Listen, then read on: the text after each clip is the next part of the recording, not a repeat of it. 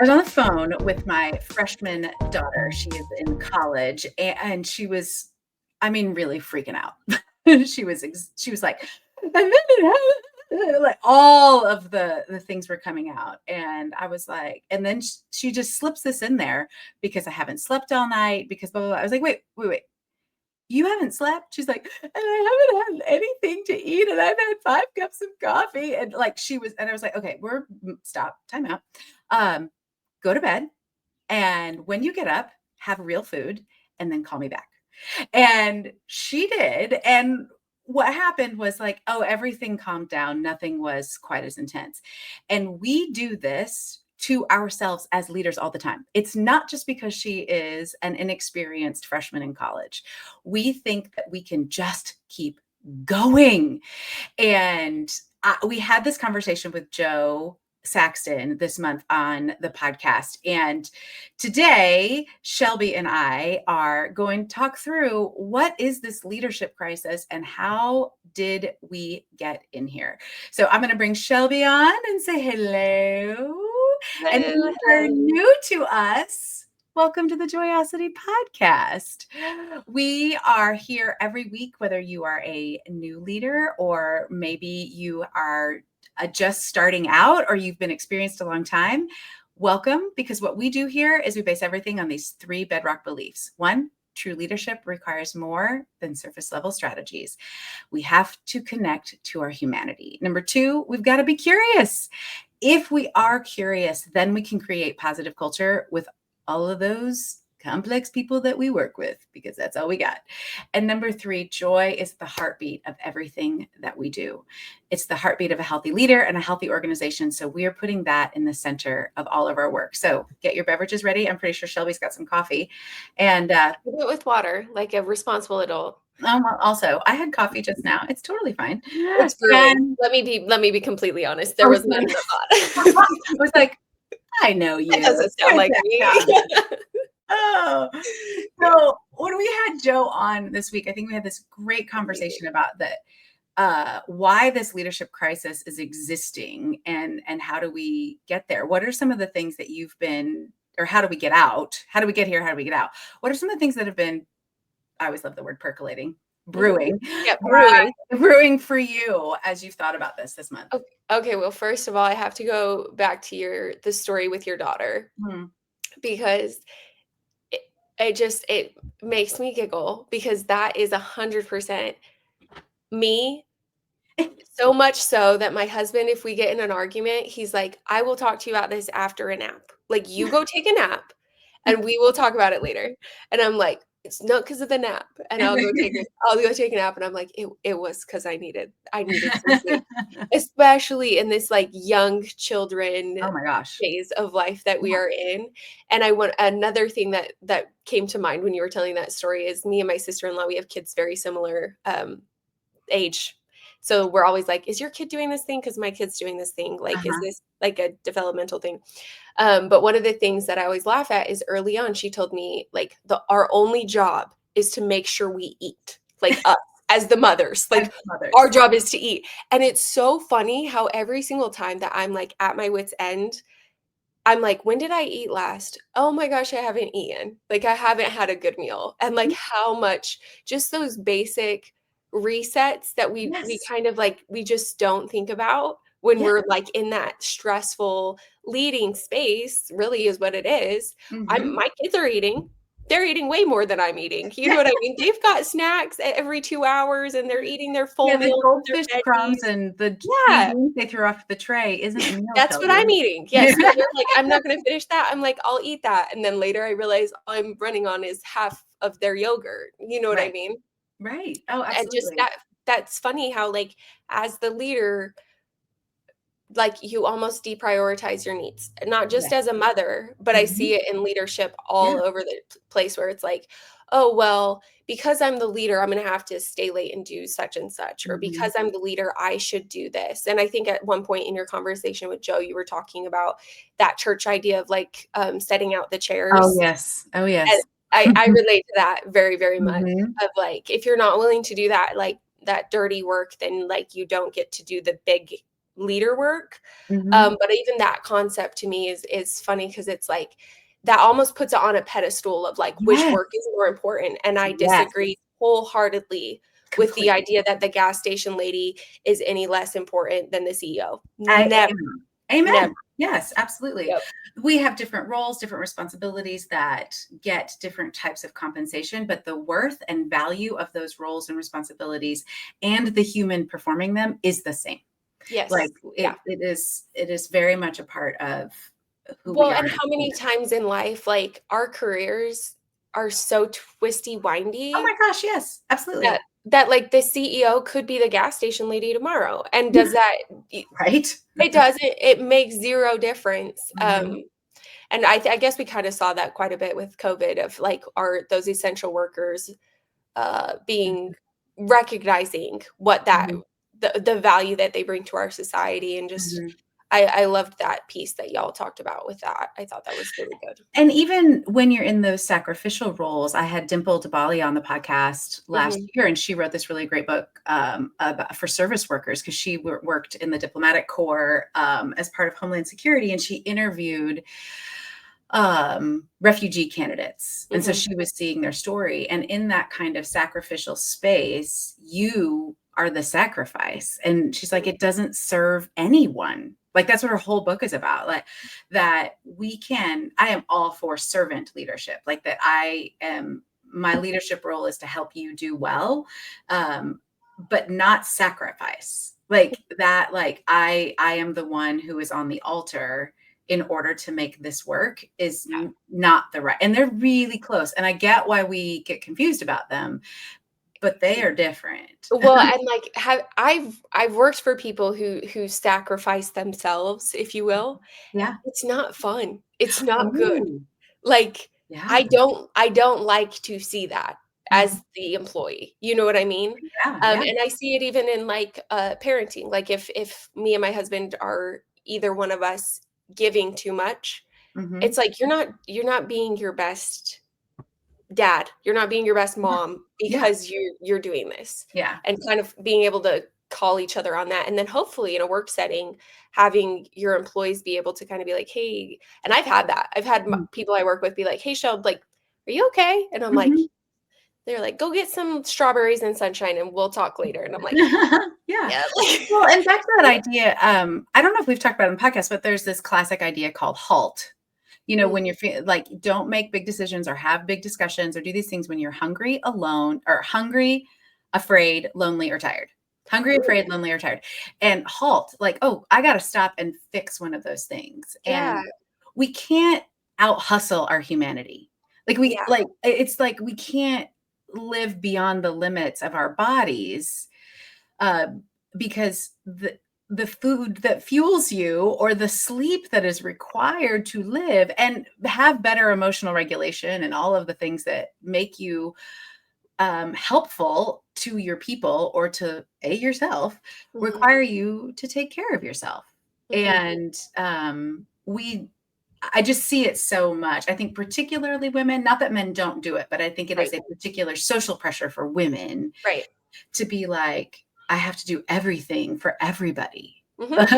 and that Well, and it's the doesn't work. caregiver, right? The giving like, I Yeah. actually was just producing a beautiful show for somebody who's in the senior living space Mhm.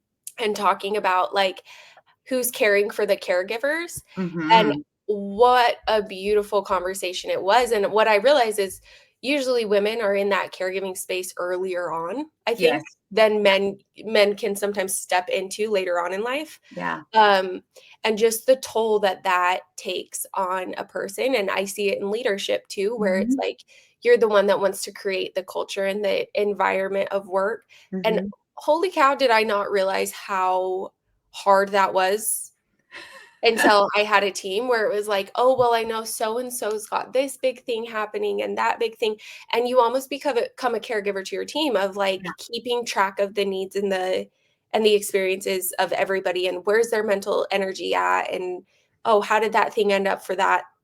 And that mental energy is much harder Yeah. than I realized until I stepped into that Mhm. role.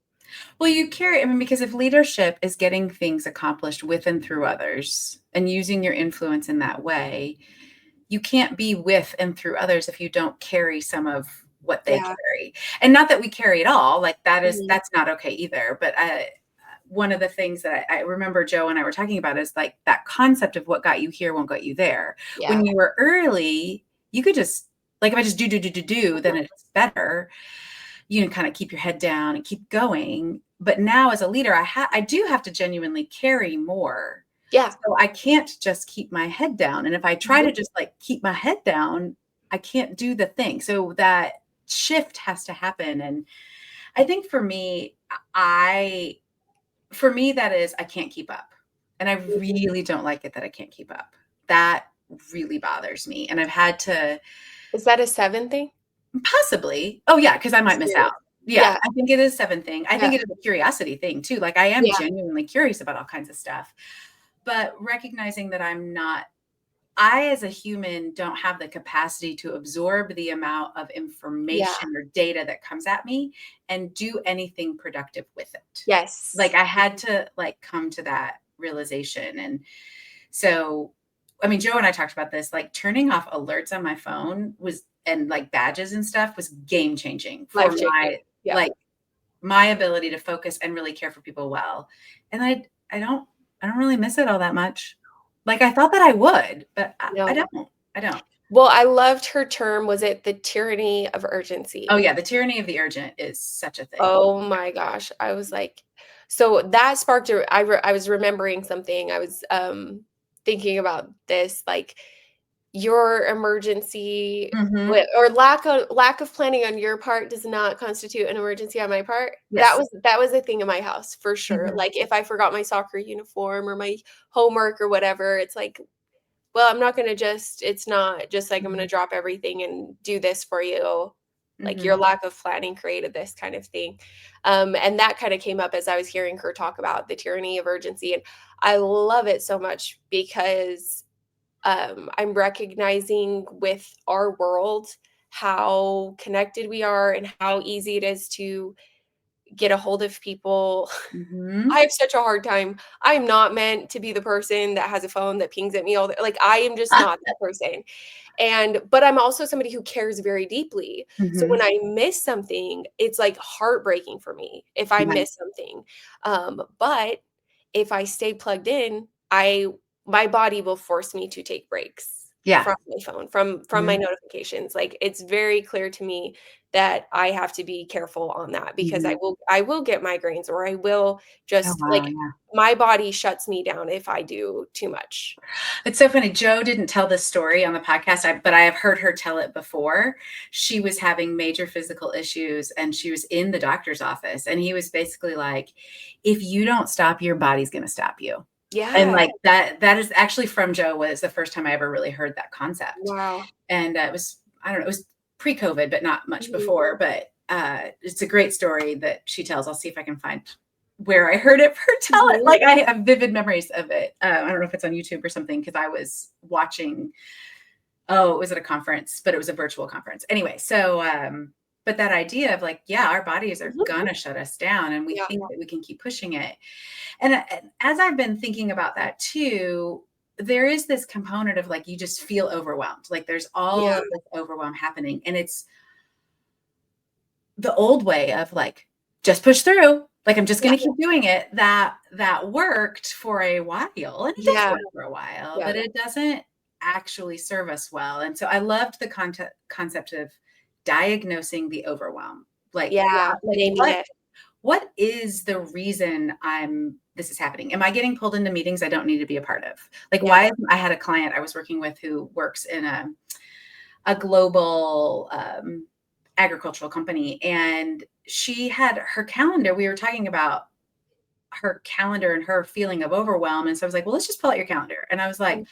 I am overwhelmed by your calendar. She was quadruple booked. Like she was booked for Oh. 4 meetings at a time. And Mhm. I was like, that's not even possible. Yeah.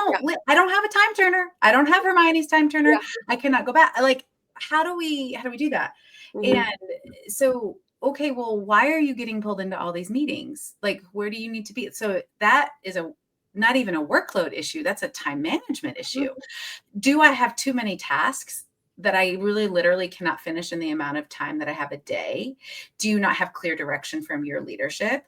Are you not delegating? Those are all things that can cause overwhelm. So you have to figure out what is happening Mhm. to then solve the problem. But you can't diagnose it first. Like I went to the doctor today and they performed a chemical thing to see, they're like, oh, you need this antibiotic. And I'm like, oh, thank you for giving me the antibiotic that solves that problem and not one that Right. solves like a different one. That's a good point. Like, yeah, it's not like we're gonna need the same antibiotic for overwhelm every time. Yeah. Like, sometimes it will be different things. Mhm. And, like, for me, like, everybody's always like, "Take time for yourself, take time for yourself," and I have a really hard time Mhm. because Hi, Enneagram 2, who wants to yes. serve everyone. I do. I have a very, very hard time, and early on, I was like, "I'm gonna go get my hair done or go get my nails done," or, Mhm. because that's what you're supposed to do when Oh, you right. feel like you Mhm. should take care of yourself.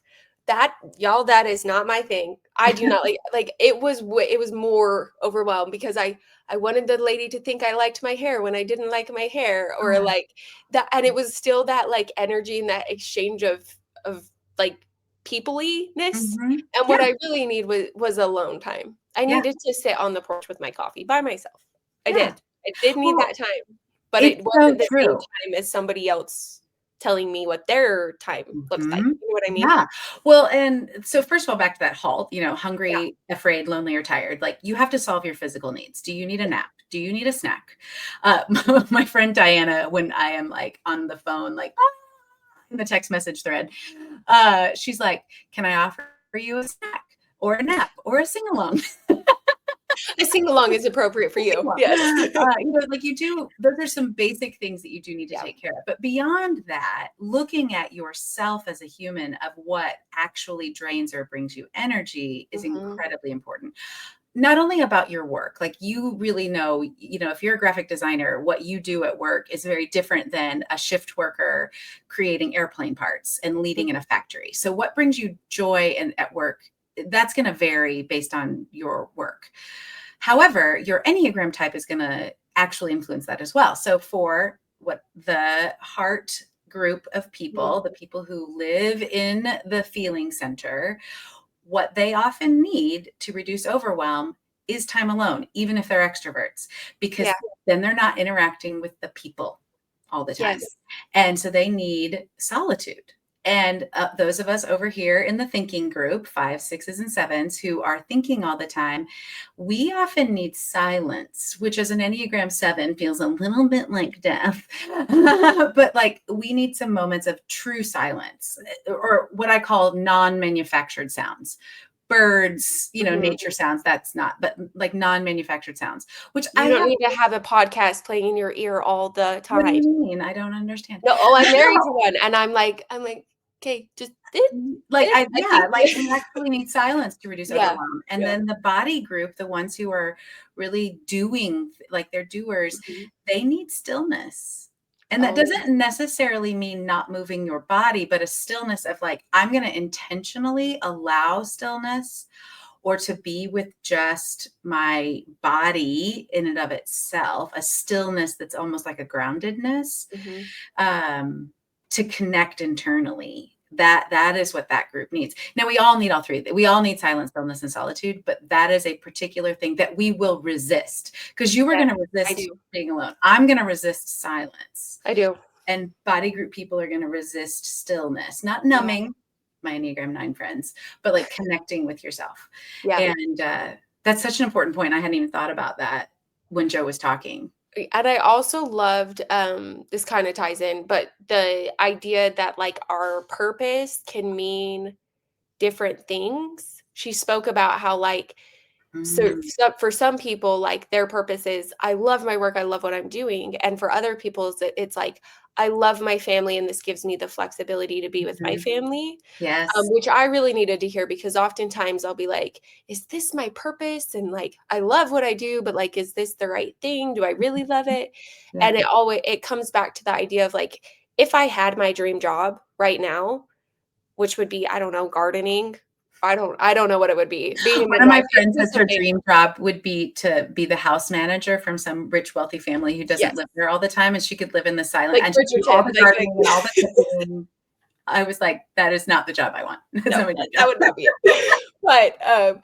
But the idea that like at different points of life, that looks different Yeah. for people. Yeah. So like for me, if I had my dream job, it would not fulfill me because I would like to be with my children more. And my job allows me to be with my children. Mm-hmm. And that brings me the purpose, but that doesn't mean that somebody else whose job is to be a doctor, whatever, it's just her idea of like that flexibility was really, really helpful for me to hear too. Well, I think I really appreciated that idea of we spend too much time playing checkers if we just Yes. keep doing the same moves, because there's like only so many moves you can play in a game of checkers. And if my oldest son were up here and could tell us about chess, we would never finish in our 30-minute time limit, because there are so many more different options in chess. There are still restrictions, like the rooks can only move in certain directions. The queen's the only one who gets to go everywhere. But like there's the pawns can only move one space at a time, and the knights have to go different directions. So there's still boundaries and limits, but there are multiple opportunities within that to figure out that flexibility. And so coming back to that idea, we used to just do it this way and it used to work, but it's not working now. Like my favorite Dr. Phil question, is that working for you? If it's not, maybe we need to think more strategically and stop playing, checkers. Well, and it's hard when something that has worked and served you well stops. And I think for me, because then we think it's bad and it's failed. Yes. But it wasn't bad and it didn't fail. It just doesn't work now. It doesn't work anymore, and it might work later again. Yes. Is the other thing. Like it might later on be a good idea. But like recognizing those patterns that don't work. And you talked a little bit about like that step of the Joyosity Explorer of like writing down the good and the bad thing, right? Joy suckers. How do you so like it? what's joy giving and what's joy draining? Joy sucker is a great word. I was like, that's not it. Sounds like In my brain, that's what it was. Yeah. But I love that. I love that idea of like recognizing not only what brings you joy, but what drains that joy. Yeah. And recognizing that can shift as life changes, as your roles change, as your responsibilities change. I know as a 2, I used to have a lot more energy to give that I don't have right now. Yeah. And that's hard, but I know that eventually it will probably come back to where I can give again the way that I like to. But kind of being aware of that and the shifts that we're going through, Yeah. And there's a lot happening externally right now in the world that is that at some points in history, we were able to kind of like, well, I could put that off and just kind of do my thing. I could just put my head down. And that doesn't feel like that's the case right now. I mean, I know that it's not for me because of changes that are happening in the world. I have lost some opportunities because funding has been cut. So like all of that. And I haven't talked to very many leaders that aren't impacted in some way by what's happening. So recognizing that's what's going on in the world right now too, and taking the time to check in with yourself, to back to that, I'm not going to sacrifice everything in order to just keep going. Like that doesn't work anymore. And that's how we got into this idea of a leadership crisis, is that we're not paying attention. We're just kind of doing, who wants to keep me distracted? We kind of talked about that, about apps, social media. Who wants to keep me distracted? To what end?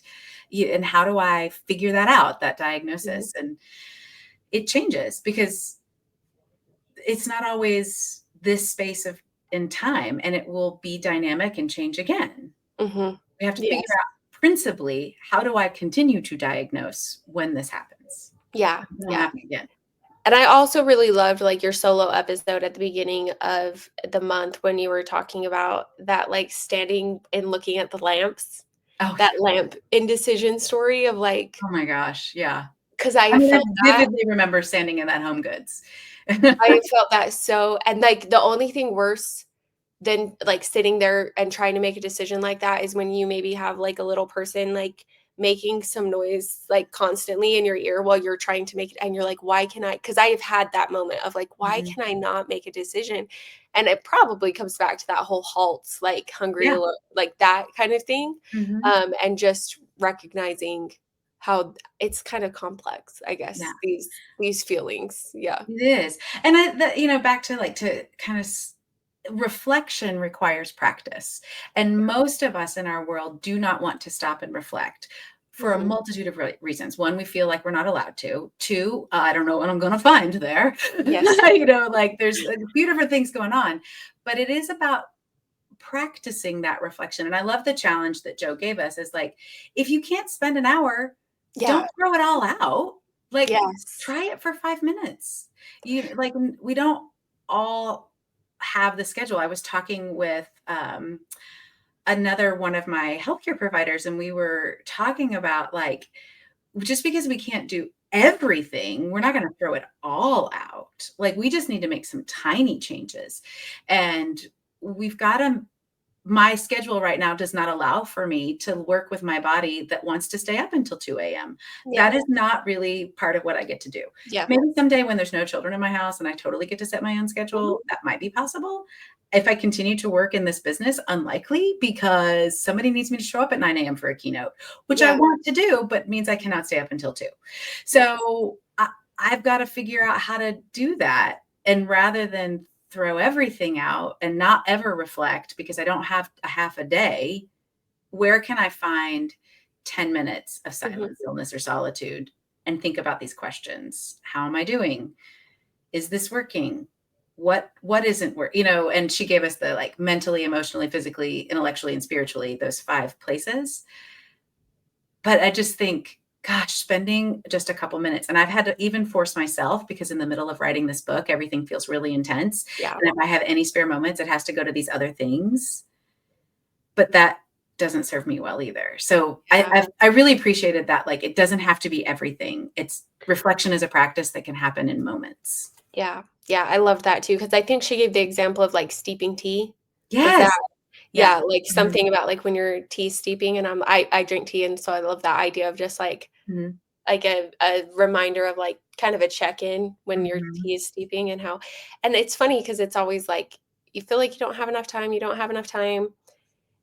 you don't. Mhm. Nobody does, And you do but at you the same do. time. Yeah, Mhm. exactly. Yeah. It's a dichotomy. Yeah. Yeah, yeah. I Mhm. loved that though, that Mhm. she was kind of gentle about that idea of like, you can figure it out. Like, Yeah. we have And I that. think choosing that A, it's worthy. Like, yes, then two, yes, I actually do have time. And what I find there is what I can do something about. Yeah. Because we're afraid of like, what if it's either something I can't do or something terrible about me? Or, like we make up all these stories rather than just like, what if I just, paused for 5 minutes without my phone in the bathroom Yes. and think about something, Yeah. like what if, I've taken to, turning my phone off on Sundays, at least for most of the day. I yeah, turn it off, yeah, and it's so funny, 'cause by the end of the day, I'm like, "This is the most magical thing." Like, the kids aren't annoying me, and then the house is getting cleaned, and, like, yes. it's just so funny how, like, we get trapped in this cycle and these notifications that Mhm. just there's so much good that comes from social Oh my media, God. access Yes. to information and technology, um, but we have to be so disciplined in a way I don't think humans ever have had to be with these crazy cool devices, No. and I think we all suck at it. I just wanna throw that out Mhm. there. I know lots of people are, they've got their little, like, ways that they handle it, but I think that we all kind of slip in and out of that Oh, yes, for absolutely. sure, and I was interviewing Jacqueline Kerr. She's a PhD behavior scientist for the Mhm, book, mhm. and she's a friend and she's amazing. But we were talking about that very thing that because part of her work is that people don't change in isolation. It is a Ooh, I co-creation with love that. others. Yeah, we don't change in isolation. It's a co-creation with others and our environment. So our environment influences how we look at things. So like you're like, oh, my phone's been away. It feels magical. Or if there's not an option for an elevator, we'll take the stairs. That increases our movement. How do we make the environment where a bike lane makes it easier for people to drive cars and have a bike safely? Like those things in our environment change the way we make change happen.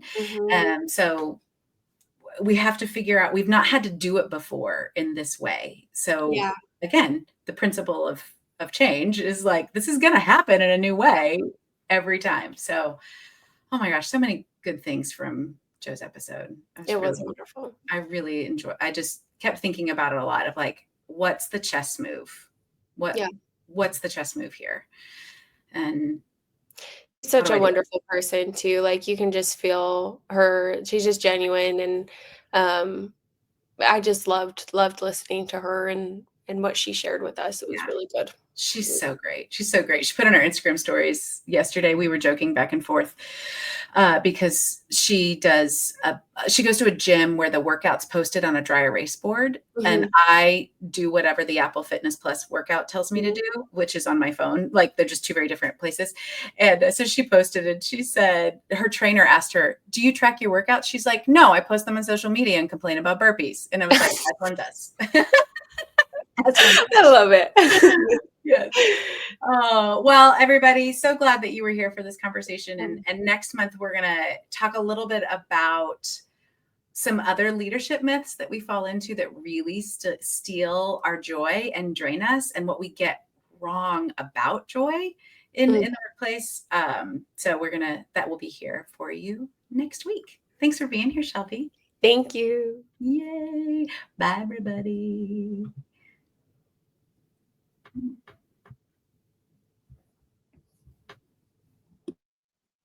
So let me put my coach hat on for just a moment. Don't just leave this here. Take a moment. What did you learn? What's your next tiny action step? Share this episode with someone and tell them what you're going to do. Check the show notes for all the links and connect with us on LinkedIn and all the other socials, or just, drop me an email at Jenn with 2 N's at jennwhitmer.com. We want to keep this conversation going with you. I know your earballs have a lot coming at them, so thank you for listening to the Joyosity podcast and being a part of our community. Please take a moment to rate and subscribe. It helps more people join us in the movement to create positive culture with complex people. So work is a joy, people are whole, and organizations flourish. Can't wait for you to join us next week.